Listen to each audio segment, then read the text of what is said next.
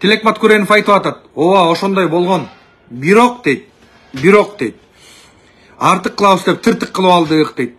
Сен бирөөдүн жакшынакай жашоосун бузуп, кредитке салып, кредитке тыгып, аны оорлуу кылып, аркы дүйнөгө жөнөтүп жибердиң дагы, сен артык кылабыз деп тыртык кылып алып дейсиң.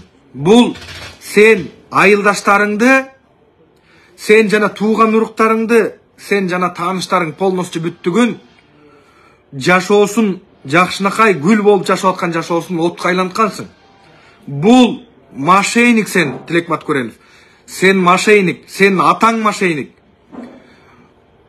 Канча деген адамдын каргышына калдыңар. Эми айылын каргышына калган ас келгенсип.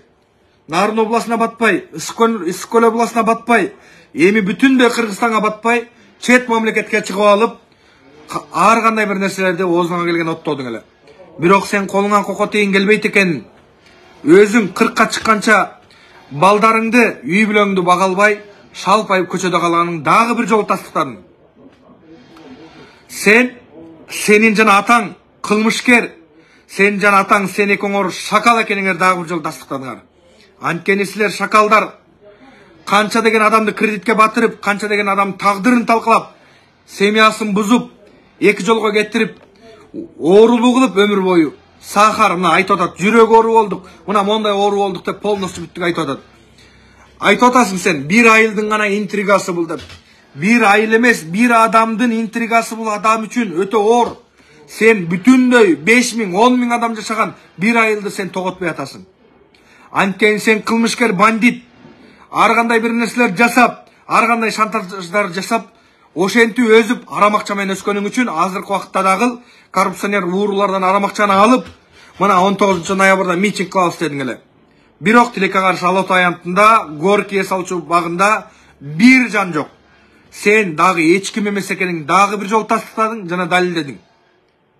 Президентибиз Садыр Нуркожоевич, Улуттук коопсуздук мамлекеттик комитетинин төрагасы Камчыбек Кыдыршаевич жана администрациянын башчысы Каныбек Тургунбекович жана башкалар кандай иштеп атканын мамлекетте жашап аткан адамдар билет. Ошолор кандай иштер жасап атканын ошо мамлекетте жашап аткан жарандар билет. Сен Ала Тоонун ар жагына качып кетип, президентибиз Садыр Жапаровго сен рахмат айт. Бир адам Америкага кетиш үчүн $30.000, $50.000 берип кете албайт. Бирок сен бала чакаң, үй бүлөң, ата энең, бир туугандарың баарын алып кеттиң. Сен $300.000, $500.000 берсең да Америкага кире албайт элең. Бирок сен бул бийликти жамандап, бул бийликти боктоп отуруп, Америкага качкын визасын алып, мамлекетибизге чыккынчылык жасап туруп, барып туруп, мамлекетти сатып, мен мына чыккынчымын, мен мына саткынмын деп туруп, барып туруп, Америкага барып башкалык кылып атасың. Сен бул бийликке рахмат айтышың керек. Урматтуу элим, урматтуу кыргызстандыктар, 19 ноябрда пландарыбыз бар. Мына мондай кылабыз, мына мондай саясий күчтөр бар деп полностью бүттүгүн айтып, мамлекеттин полностью бүттүгүн мына ушундай төңкөрүш жасайбыз деп план кылгандарын баары көрдүңөр. Бирок булар Тилек Маткуреновдун айтып аткан сөзүн полностью бүттүгү калп жалган жала экенин мамлекетте жашап аткан инсандардын бүттүгү бүгүн дагы бир жолу көрдү. Ушул убакытка чейин жазда келем, күздө келем, ана келем, мына келем деп мамлекетибизге ар кандай бир чагымчылык иштер жасап жүрдү эле. Бирок Тилек Маткуреновдун үстүндө кылмыш иши бар. Бул бала өмүр бою камала турган, өмүр бою жоопкерчиликке тартыла турган кылмыш иши бар. Ал эмне дей турган болсоңор, мамлекетке бүлүк салып, мамлекетти төңкөрүш жасап, мамлекетти мондай нерсеге үндөө бул өтө жаман. Айтып атпайт Тилек Маткуренов, силер ак болсоңор өзүңөр митингге чакырмаксыңар деп. Мен бир нерсени баса белгилеп коеюн. Кече эле кеткен Сооронбай Жээнбековдун убагында Сооронбай келгиле митингге чыккыла деп чакырды. Канча митингге чыккандар суу менен чачып, ит менен каптыртып, аттыртып, ушундай нерсе болгон эсиңерден чыгып калдыбы? Экинчи бир маселе, Атамбаевдин убагында 100 1000 деген митингдер болгон. Атамбаевдин убагында президентибиз Садыр Нуркожоевич камалып кеткен. Камчыбек Кыдыршаевич камалып кеткен. Жана башка активисттер, жана башка полный бүттүгү журналисттин бүттүгү камалган. Бирок ал убакытта президентибиз Садыр Нуркожоевичте жана Камчыбек Кыдыршаевичте ушулар иштеп аткандай мамлекетте иш жана жылыш болгон эмес. Ошондо Атамбаев ак иштеп аткан болсо, так иштеп аткан болсо, келгиле чыккыла мен силерге мүмкүнчүлүк түзүп берейин деп айтпайт беле. Бул Тилекмат Күренов уурулардын, шакалдардын, эски жегиштердин полностью бүттүгүнүн крысасы. Ошолордун полный бүттүгүнүн ошол машинасы. Буну колдонуп атат. Бирок урматтуу элим, урматтуу кыргызстандыктар, силерге терең ыраазычылык. Биздин элибиз саясий кырдаалды баарын түшүнүп, мамлекетибизде болуп аткан өнүгүүсүн полный бүттүгүн түшүнүп, Тилекмат бир сөзүнө алданбай, бир киши көчөгө басып чыккан жок. Эми Тилекмат Күренов, мени ушул убакытка чейин игнор кылып жүрдүң, сөздөрүмө жооп бербей жүрдүң, өзүң мындай айтканда бизди теңсинбейсиң. Бирок эл үчүн эчтеке жасаган эмессиң. Айылың полный бүттүгүн отургузуп кеткенсиң, бандит. Айылың бүттүгүн карызга батырып кеткенсиң, ошолордун акчаларын баарын жыйнап кеткенсиң, бандит сен. Эми мындан ары бир сөз сүйлөө, сен уже уялышың керек. Ок чыгарсаңар мындай болот, мына тоскоолдук жаратсаңар мындай болот, мына тигиндей болот дедиңер. Эч ким басып келген жок, урматтуу элим. Митингке, мына мен Горький паркка барып келе атам, бир жаран жок, бир адам жок. Элестеткиле. Ошон үчүн Хуймат Хренов, Ташеев менен Садыр Жапаровду жамандай бергениң токтот. Сен мактап аткан Алкаш Ууру Атамбаев, Соке жана башкалардын кылып койгон кыргызга эч бир эмеси жок. Кызматы жок. Алар тескерисинче мамлекетти тоношкон, мамлекетти урдашкан. Мамлекетте урдалып аткан акчалардын полностью бүттүгүн түз буруп, бардыгын ордуна келтирген үчүн азыркы убакта мамлекетте жылыш болуп, мамлекеттик машина бүттүк иштер жасап атат. Жол болобу, башка болобу, объектилер болобу, бүттүк нерсени жасап атат. Ошон үчүн калайык калк, урматтуу элим, бакылдап чыгып калган эле баарына ишене бербегиле. Мамлекет үчүн күйбөгөн, мамлекетти сүйбөгөн Тилекмат Күреновго окшогон шакалдар болот. Ата-энеси бир туугандары айылын отургузуп кетип туруп, айылын баарын карызга батырып туруп, акшыга барып жатып алып туруп ар кандай сөздөр сүйлөп атат. Алар тем более ошо акшынын визасын алыш үчүн, ошол жактан ошо жашоосун жакшыртыш үчүн, арзыбаган акча үчүн мамлекетти таштап туруп, мамлекетти монтуп таштап туруп кетип, ошол жактан виза алып, ошол жакта жашап атат. Ошон үчүн мен ойлойм, бүгүн 19 ноябрда элибиз туура түшүндү, элибиз баарын аңдады. Eski videolardı жүктөп, Орозайым Нарматованын, Илгиз Шаменовдун, Мадумаровдун жана башкалардын eski videolарын баарын жүктөп, мынай аянтка чыккыла деп бузукулар жана бузукулардын командасы иштеп атат. Бирок бузукулук жасап жүргөн, мамлекетке төңкөрүш кыламын деп аткан, ушул жакта жүрүп пландар жасап аткан дагы аялдар дагы, эркектер дагы, жарандар да жок эмес. Бүттүгү жоопкерчиликке тартылып атат, көрүп атасыңар. Мамлекетте төңкөрүш кылганга, мамлекетти ушу оң коро берип, башка бийлик алып келгенге эч бир негиз жок. Президентибиз Садыр Нуркожоевич, азыркы созыв бир канча убакыт калды, 3 жыл аралык калды. Кудай буйрса, Кудай кааласа, президентибиз Садыр Нуркожоевич келерки шайлоого дагы кандидат болот. Келерки шайлоодо да карапайым калк өзү колдоп, өзү коргоп, мамлекетибиздин башына экинчи жолу алып келет деп толук ишенем. Көрүп атасыңар кандай иштеп аткан, жан үрөп күнү түн иштеп атат. Мынакей азыркы убакытта президентибиз Садыр Нуркожоевич кечеле Өзбекстан өлкөсүнөн келип, кайра Япония өлкөсүнө учуп кетти. Көрүп атасыңар кандай жылыш болуп аткан. Бүттүк нерсе бул мамлекет үчүн, эл үчүн, келечек үчүн болуп атат. Сен юбка кийгенге татыксызсың, айтайынбы? Сенин юбка кийгенге, сен кыздардын юбкасын сага мен мындай ра көрбөйм. Мындан кийин билбейм, жылаңаш жүрөсүңбү, же көрүнбөй жүрөсүңбү? Мындан кийин бүлүк салганыңды, карапайым калкты кайра келем кыйратам, ойротом, минтип жасай берем, тигинт жасай берем деп алдыганың токтот. Сенин шакал экениңди, үй бүлөң шакал экен, кырса экениңерди полный бүттүк. Карапайым калк дүйнө жүзүнө, кыргыз элине силер эме кылдыңар. Тааныттыңар, өзүңөрдүн өзүңөр шакал экениңерди тааныттыңар.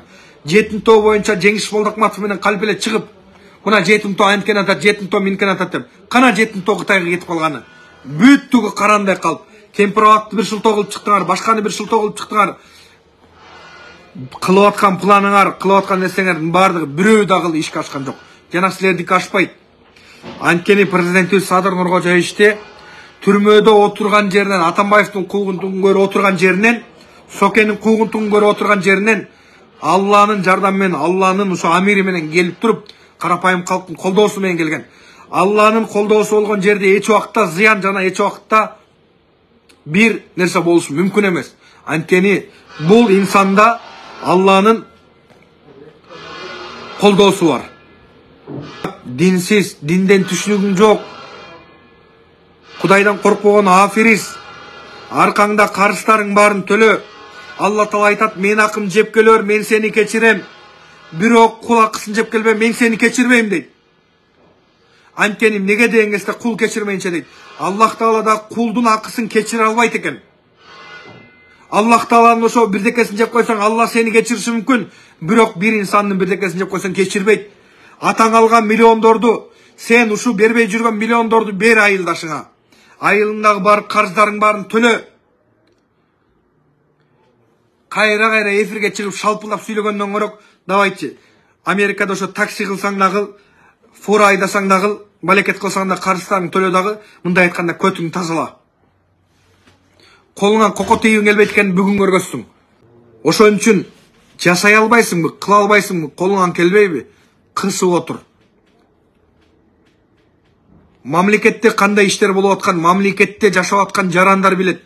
Сен жана сенин туугандарың акшыда жүргөндөр алар билбейт. Ана мен убагында мамлекетти колдогом, убагында минткем тигинтем деп караандай калыптарды айтып атасың. Бир нерсени баса белгилеп коеюн, урматтуу кыргыз элим, урматтуу кыргызстандыктар, элдер да туура эмес түшүнүп калбасын. Президентибиз Садыр Нуркожоевич президент болуп келерде, ошо пример болгондо мага жана менин командама айтты деп Тилекмат Күренов айтып атат. Бар дагы съезд Бишкекти канча балаң бар басып ал деп айтты, мен ошондон кийин мен кайтып кеттим дейт. Урматтуу элим, урматтуу кыргызстандыктар, Хуймат Хренов эмне үчүн президентибиз Садыр Нуркожоевичти колдобой калган? Анткени темир жолдо иштеген, жана башка бир жерлерде иштеген балдар бар. Жанагы бензиндерди текшерип турган Акжолдой Тукунов жана башка бүттүгү булар группа болгон.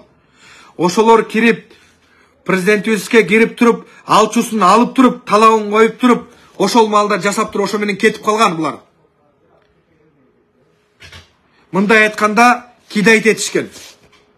Биз кыйратабыз, ойротобуз, мондай кылабыз деп. Анан съезд Бишкекти басып алды деп айтты, мен ошодон кийин мен караандай кетип калдым деген бул жалган жала. Бул жалган жала. Президентибиз Садыр Нуркожоевичтен булар кызмат сурашкан. Президентибиз Садыр Нуркожоевичтен булар ошо ультимат кылган. Мон бергиле, биз бул жакты алып кетебиз, биз бул жакты иштейбиз деп. Мына мамлекет силерге бирөөнүн аты сарая эле бөлүп берип койгондой. Мен могу атты сен ал да чаба бер дегендей. Президентибиз ошол мамлекетти таркатпай, мамлекетти урлардын колуна бербей, мамлекетти мына мого окшогон ушу бандигандарга карматпайм деген үчүн мына могу Тилекмат Күренов каршы чыгып, мына мен оппозицияга кеттим демиш болуп, урлардын бир троллу фейк болуп калды. Бул факты, бул далил, бул чындык. Далилдеп да берет. Ошол жерде кандай сөз болгонун, ошол жерде отурган адамдар далилдеп берет. Айтып берсе менен бардык сөз окшош өрөт деп ойлобо. Сен айтып аткан нерселердин бүттүгү калып, Акылбек Жапаровду Бакиев алып келди. Тигил Ак үйдү Бакиев салып атат деген бүттүгү караандай калп. Бакиевдин Кыргызстанда быйысы да жок. Бакиев өзү Кыргызстанга келе албай, азыркы убакта атын өзгөртүп убар болуп жүрөт. Жазып берген шпаргалканы окуй берип, мындай өз оюңду, өз чындыгыңды такыр сүйлөй албайсың. Анткени сенде чындык жок, бүттүгү караандай калп. Анан Айгүл Жапарованын немесине миллиондор которулду Кытайдан. Алар эмне үчүн которулду деп атасыңар? Тилекмат Күренов айтып атат. Айгүл Жапарованыкына жанагындай миллиард акчалар которулган жок. Мен так баса белгилеп айтып коеюн. Ошол фондто канча жаранга айына, канча жаранга күнүнө берилип аткан бүттүгүнүн списогу бар. Президентибиздин жубайы, биринчи айым, ушондой фонд менен алек болуп аткан бул жакшы. Мурдагы президенттердин аялдары iPhone бизнес жасап, Чеченстан менен иштешип, бияк менен иштешип, бизнес жасап жүргөндөрдүн баарыбыз билебиз. Азыркы Айгүл Жапарова мамлекеттеги ошогул кыйналып аткан жарандарга колунан келишинче көмүр, колунан келишинче продукту жана башкалардын муктаждыктарын чечип берип атканы бул жаман иш эмес, бул кылмыш эмес. Анан Кытайдан алып, анан Кытайдын баарын киргизип атат. Урматтуу элим, урматтуу кыргызстандыктар, кошуна Казакстан өлкөбүз. Мына кошуна Казакстан өлкө. Кыргызстан мына экөөбүз биз кошунабыз биз. Мына урматтуу элим, урматтуу кыргызстандыктар, айырмабызды карагыла. Биздин экономикабыз ылдый болгон үчүн Южный Кореяга визовый режим менен киребиз. Алар без виза режим менен кирет. Анткени аларда айлык акы өйдө, өздөрүндө жумуш бар, экономикасы өйдө. Мынакей Южный Кореяга жетишкен, Южный Кореяга. Эми Кытайлар бияка без виза кирип атат, антип атат, минтип атат, Кытайлар басып алат деп жалган жалаларын полный бүттүгүн айтып атат. Кыргыз Кытайды көткө бүртөгүп кууп чыккан убагында миллиард деген Кытай кичинекей Кыргызстан корккону бул тарыхта факты. Президентибиз Садыр Нуркожоевич, мекенчил мына Камчыбек Кыдыршаевич жана башкалар мамлекетти аларга монтип берип койбойт. Тескерисинче уйгурлар, тескерисинче ушул кыргыз болмуш болуп жүргөн каны бузуктардын полный бүттүгү мына калмактар кандай бир нерселер жасап атканын көрүп атасыңар ичибизде. Бул эменин президенти Садыр Нуркожоевичтин түйү кыргыз. Билесиңер, үркүндө кандай качкан Кытайга. Ошентип барып келген гана, барып кайра кайтып келген кыргыздар. Ата бабаларыбыздын полный бүттүгүн сүргөнгө, бул жагын Алтайга, бул жагын Кытайга, бул жагын башка бир мамлекеттерге качырып, кыргызды жок кылганга аракет кылышкан. Тарыхты билбей туруп эле оюңа келген оттоп, мурдуңа келген жыттап, каалаганын айтып берсең эле бул чындык жана сөз боло бербейт. Бул сөздүн баары сага арналат. Айтайынбы сага? Сен Кыргызстанга келгенге, Кыргызстанда жашаганга уялышың керек. Көтүңдө чуруп аткан карыздарың барын төлө. Элге чыгып алып акыл айтып, мына ушунда артык кылабыз деп, тыртык кылып алдык деп. Сен артык кылабыз деп, тыртык кылып туруп, адамдардын жашоосун талкалап туруп, АКШга качып кеткен бул кандай кылмыш экен? Ошол урматтуу элим, баарыңардын ишиңерге ийгилик, кайдыгер карабагыла. Ушул эфирди бөлүшүп, колдоп койгула. Буйруса баары жакшы болот. Ишиңерге ийгилик. Президентибиз Садыр Нуркожоевич кандай иштеп атканын көрүп атасыңар. Кудай буйруса бүтүп аткан объектилерди да мен көргөзөм. Толтур объектилер бүтүп атат, жана баштала турган, жана башталып аткан объектилер бар. Кудай буйруса сабыр кылып чыдап туралы. Кыштан чыга албай калды, кыштан чыга албайбыз деп элдер кыйналып атат, минтип атат деген бүттүгү жалган, төгүн, бүттүгү. Кудайга шүгүр, ар бир адамдын Алла берген ырыскысы бар. Баарыбыз Кудай берген ырыскы, Кудай берген жумуш менен иштеп атабыз. Аллах Таала мамлекетибизге тынччылык берсин, мамлекетибизге бакубатчылык берсин.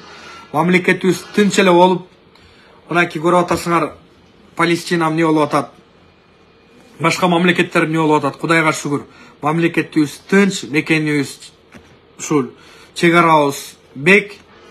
Кудайга шүгүр. Миллиарддардын баардыгын ошол жака жумшап атат. Чөнтөккө салган жок, тескерисинче. Мынакей жеке учак алса дагы, ал учак мамлекет үчүн кызмат кылат. Жарандар үчүн дагы ички каттамдарга 4 учак алынды, 24 миллион долларга. Жана башка толтура иштер болуп атат. Толтура иштер болот.